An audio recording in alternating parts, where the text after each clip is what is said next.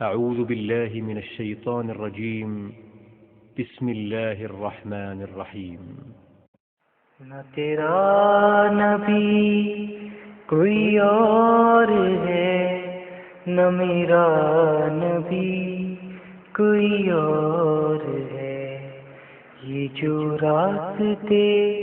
ہیں جدا جدا، یہ معاملہ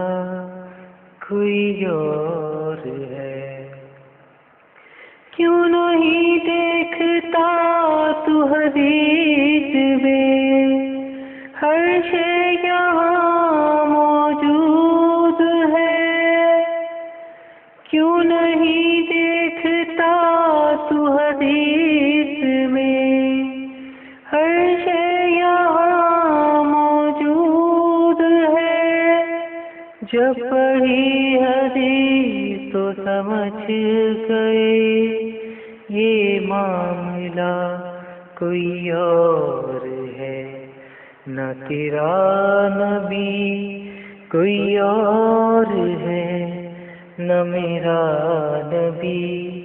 کوئی اور ہے، یہ جو راستے ہیں جدا جدا، یہ معاملہ کوئی اور ہے۔ یہ بخاری مسلم ترمذی احادیث سے ہے بھری ہوئی، یہ بخاری مسلم ترمذی احادیث سے ہے بھری ہوئی، تو نہ پڑھ سکا نہ سمجھ سکا، تو جان کے بھی انجان ہے، نہ تیرا نبی کوئی اور ہے، نہ میرا نبی کوئی اور ہے، یہ جو راستے ہیں جدا جدا، یہ معاملہ کوئی اور ہے۔ کیوں تکلیف میں ہے تو پھنسا ہوا، کیوں دور ہے تو حدیث سے، کیوں تکلیف میں ہے تو پھنسا ہوا، کیوں دور ہے تو حدیث سے، کیوں گھومتا ہے یہاں وہاں، ہر شے یہاں موجود ہے، نہ تیرا نبی کوئی اور ہے، نہ میرا نبی کوئی اور ہے، یہ جو راستے ہیں جدا جدا، یہ معاملہ کوئی اور ہے۔ جسے ڈھونڈتا ہے یہاں وہاں، حدیث سب موجود ہے، جسے ڈھونڈتا ہے یہاں وہاں، حدیث سب موجود ہے، ایک بار تو پھر سوچ لے، حدیث میں سب موجود ہے، نہ تیرا نبی کوئی اور ہے، نہ میرا نبی کوئی اور ہے، یہ جو راستے ہیں جدا جدا، یہ معاملہ کوئی اور ہے۔ السلام علیکم ورحمۃ اللہ وبرکاتہ۔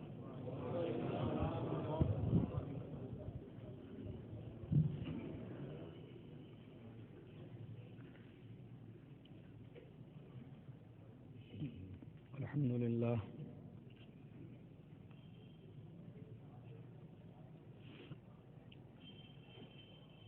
الحمد للہ نحمده ونستعینه ونستغفره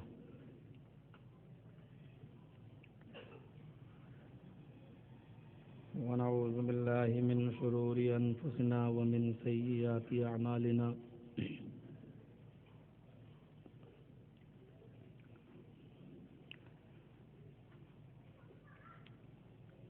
من يهده الله فلا مضل له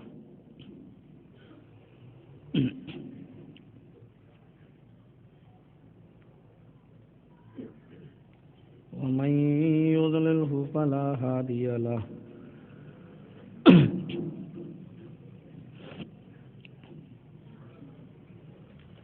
وأشهد أن لا إله إلا الله وحده لا شريك له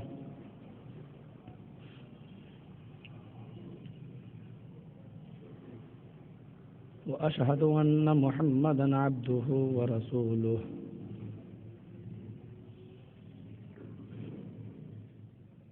أما بعد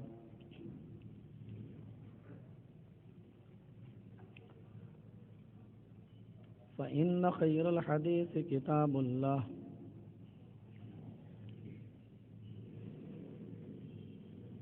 وخير الهدي هدي محمد صلى الله عليه وسلم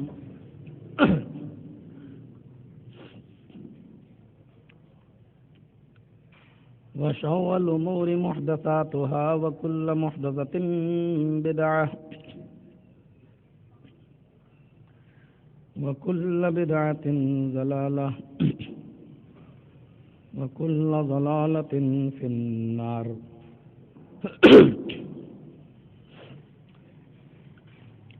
أعوذ بالله من الشيطان الرجيم بسم الله الرحمن الرحيم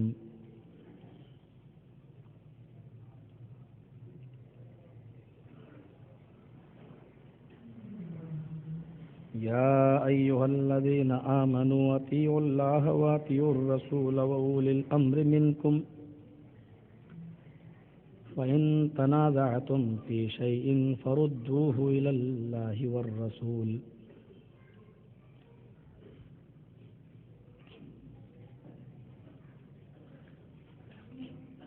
رب اشرح لي صدري ويسر لي أمري واحلل عقدة من لساني يفقهوا قولي رب زدني علما اللهم رب زدني علما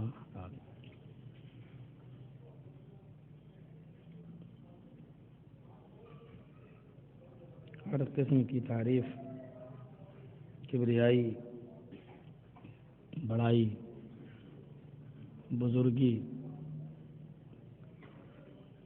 اللہ رب العالمین کے لیے لائق و سزاوار ہے، جو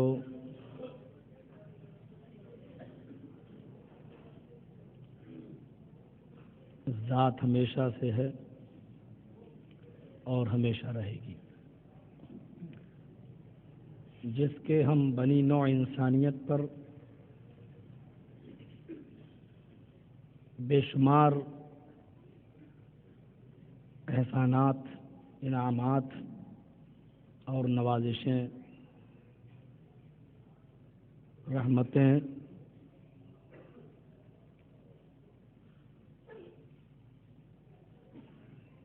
اتنی ہیں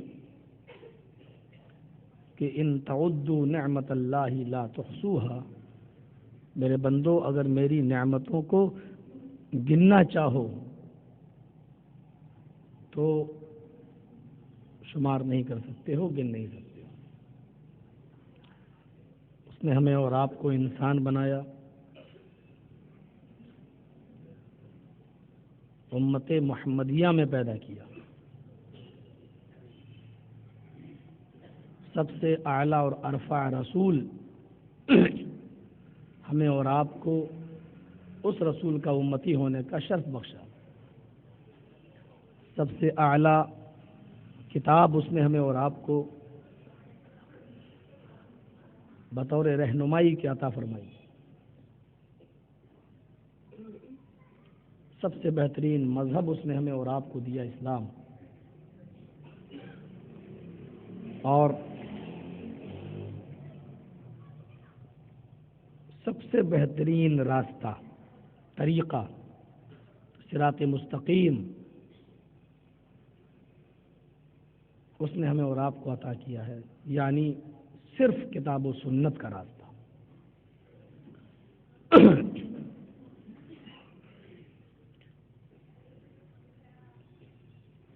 آج کے اس خطاب میں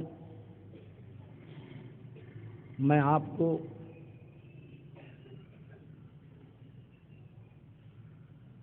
یہ بتانے کی کوشش کروں گا کہ امت کا جو اختلاف ہے اس اختلاف کا خاتمہ کیسے ہو۔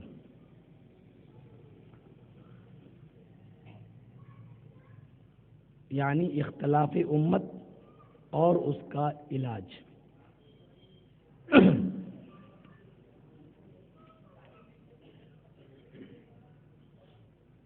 بہت سی برائیاں ہیں امت کے اندر، لیکن میں صرف ان برائیوں کا تذکرہ کروں گا جن میں اختلاف ہے۔ بہت سی برائیاں ایسی ہیں کہ جن میں ہمارا اور دوسروں کا کوئی اختلاف نہیں ہے۔ چوری ایک برائی ہے، ان میں بھی برائی ہے، ہمارے اندر بھی برائی ہے۔ زنا کاری ایک برا عمل ہے، ہمارے سارے بھائی اس کو برا عمل مانتے ہیں۔ شراب نوشی، سود خوری، بہت سی برائیاں ہیں امت کے اندر، لیکن یہ ایسی برائیاں ہیں کہ جن میں ہمارا اور ان کا کوئی اختلاف نہیں ہے۔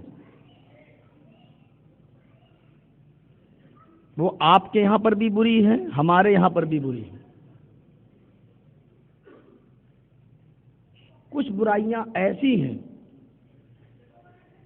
جن کا تعلق عقائد سے ہے، جن کا تعلق مسائل سے ہے۔ ان میں جو برائیاں ہیں ہمارے اور بھائیوں کے درمیان، اس کا علاج کیسے ہو۔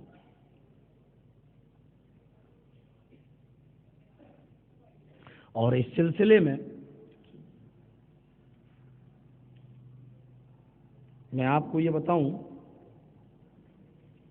کہ سب سے زیادہ جس چیز کی آڑ لی جاتی ہے وہ ہیں ان برائیوں کو فروغ دینے کے لیے، فرقوں کو وجود دینے کے لیے، وہ برائی جس کی سب سے زیادہ آڑ لی جاتی ہے وہ ہے اماموں کی عدالت۔ اس لیے میں سب سے پہلے یہ بتاؤں گا کہ اماموں ہی نے سب سے زیادہ تفرقے کو، فرقے بازی کو، گروہ بندی کو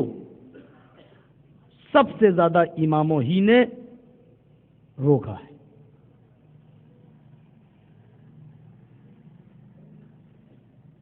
یہ ایک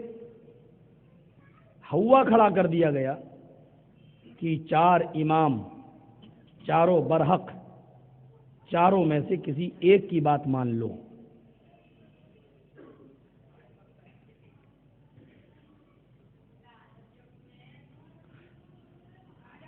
جو لوگ یہ دعویٰ کرتے ہیں، اگر ان سے یہ سوال کیا جائے کہ جب چاروں ہی امام برحق ہیں تو پھر تمہاری کتابوں کے اندر یہ الفاظ کیوں لکھے ہوئے ہیں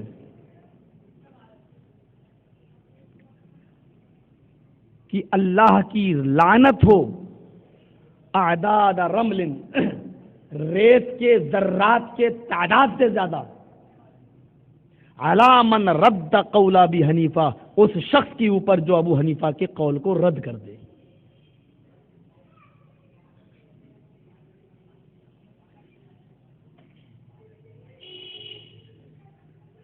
جب چاروں امام برحق ہیں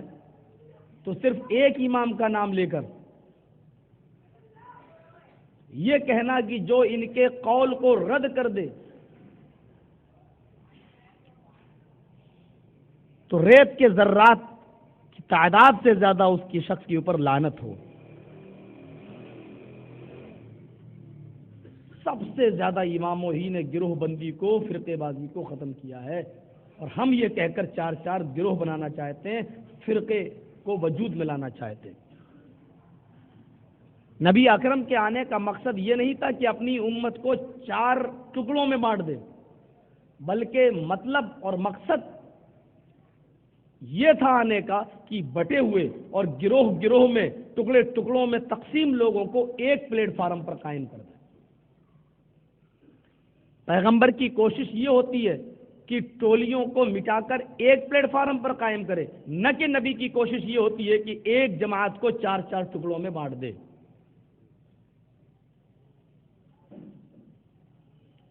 اتنی موٹی سی بات ہمارے بھائیوں کی سمجھ میں نہیں آتی ہے۔ میں سب سے پہلے فرقہ بندی کو دیکھو کیسے ختم کیا گیا ہے۔ سب سے پہلے میں آپ کے سامنے ثبوت دوں گا ابو حنیفہ رحمۃ اللہ علیہ کے قول سے، تاکہ آج مسلمانوں کو یہ پتہ چلے، اور یہ آپ کی ذمہ داری ہے جو کیسٹ تیار ہو رہی ہے اس کو آپ غیر اہل حدیثوں تک پہنچائیے۔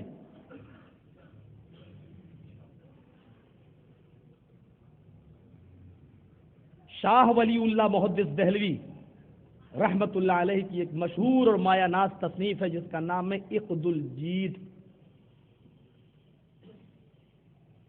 عقد کے معنی ہار اور جید کے معنی ہوتے ہیں گردن، یہ گلا، مضاف مضاف الیہ ہے، گلے کا ہار۔ چونکہ ہار عورتیں اپنے گلے میں ڈالتی ہیں، وہ ایک قیمتی چیز ہوتی ہے، وہ سینے کے اور دل کے بالکل قریب ہوتا ہے، چونکہ وہ ان کی نظر میں بہت قیمتی چیز ہوتی ہے۔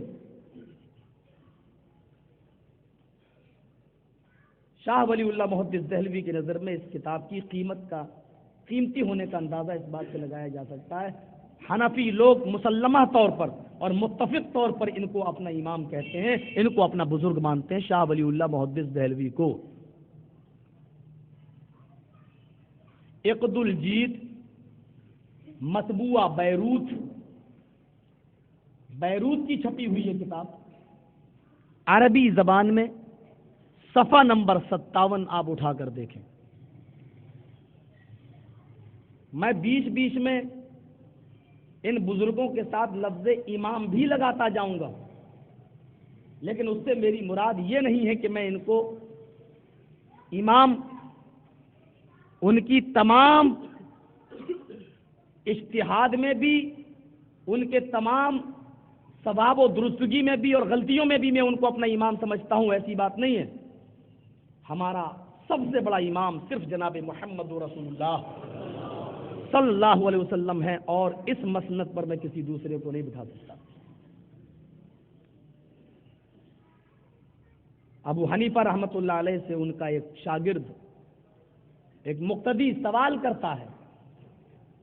سوال پر غور کیجیے اور ابو حنیفہ رحمۃ اللہ علیہ کے جواب پر غور کیجیے، اور میں دعا کرتا ہوں اللہ تو کروڑوں رحمت نازل فرما ابو حنیفہ کی قبر اطہر پر، کہ لوگوں نے کس طریقے سے منمانی کی ہے ان کے ساتھ، ان کی تعلیمات کے ساتھ گھوٹالا کیا ہے، اور کس طریقے سے رخ کو موڑنے کی کوشش کی ہے۔ ابو حنیفہ رحمۃ اللہ علیہ سے ان کا شاگرد سوال کرتا ہے، اذا قلت قولا یخالفہ کتاب اللہ، امام محترم اگر آپ سے کوئی ایسی بات نکل جائے یا آپ کوئی ایسی بات کہہ جائیں، یخالفہ کتاب اللہ، کہ اللہ کی کتاب اس کی مخالفت کر رہی ہو، وہ چیز قرآن میں نہ ہو، یا آپ کچھ کہہ رہے ہوں قرآن کچھ کہہ رہا ہو، تو میں آپ کی بات مانوں یا قرآن کی بات مانوں؟ آپ کچھ کہتے ہیں، قرآن کچھ کہتا ہے، آپ کی بات قرآن سے ٹکرا جائے تو کس کی بات مانوں؟ قربان جاؤ ابو حنیفہ رحمۃ اللہ علیہ کے جواب پر بالکل وہی جواب دیا جو ایک اہل حدیث کا جواب ہوتا ہے۔ کہتے ہیں اترکو قولی بکتاب اللہ، میری بات اگر اللہ کی بات سے ٹکرا جائے، قرآن سے ٹکرا جائے تو تم میری ہی بات کو چھوڑ دینا۔ اترکو قولی بکتاب اللہ، اللہ کی کتاب کی وجہ سے میری بات کو چھوڑ دینا، اللہ کی کتاب پر عمل کرنا۔ سوال کرو ابو حنیفہ کے اس جواب کے بعد حنفی برادری کے لوگوں سے، آئے حنفیو، تمہارا امام کہتا ہے کہ ایمان گھٹتا نہیں، ایمان بڑھتا نہیں، ایمان اپنی ایک ہی حالت پر رہتا ہے، یہ تمہارے امام نے کہا ہے۔ قرآن کہتا ہے وَإِذَا تُلِيَتْ عَلَيْهِمْ آيَاتُهُ زَادَتْهُمْ ایمانا، جب اللہ کی آیتیں پڑھی جاتی ہیں، قرآن کی تلاوت کہیں کی جاتی ہے کسی مجمع میں، زَادَتْهُمْ ایمانا، تو سننے والے جب قرآن کی تلاوت کو سنتے ہیں تو ان کے ایمان میں زیادتی ہو جاتی ہے، ان کا ایمان بڑھ جاتا ہے۔ اب اس کے بعد پوچھو اے حنفی برادری کے لوگوں، تمہارا امام کہتا ہے کہ میری بات قرآن سے ٹکرا جائے تو میری بات کو چھوڑ دینا، قرآن کی بات کو لے لینا۔ حنفی بھائیو، ایمانداری کے ساتھ بتانا، ایک طرف تمہارے امام کا قول ہے، ایک طرف قرآن کی آیت ہے، اب تم اپنے امام کی بات مانو گے یا قرآن کی بات؟ اگر ابو حنیفہ کے مقلد ہی صحیح اگر ہو سچ حقیقت میں، تو تقلید تو یہی ہے کہ جو تمہارے امام نے کہا تم بھی وہی کہو، جو تمہارے امام نے کہا تم بھی وہی مانو۔ تمہارا امام کہتا ہے میری بات چھوڑ دو، قرآن کی بات مانو۔ اگر تم صحیح اور اصلی مقلد ہو تو آج کے بعد قرآن کی بات مان لینا، اور ابو حنیفہ کی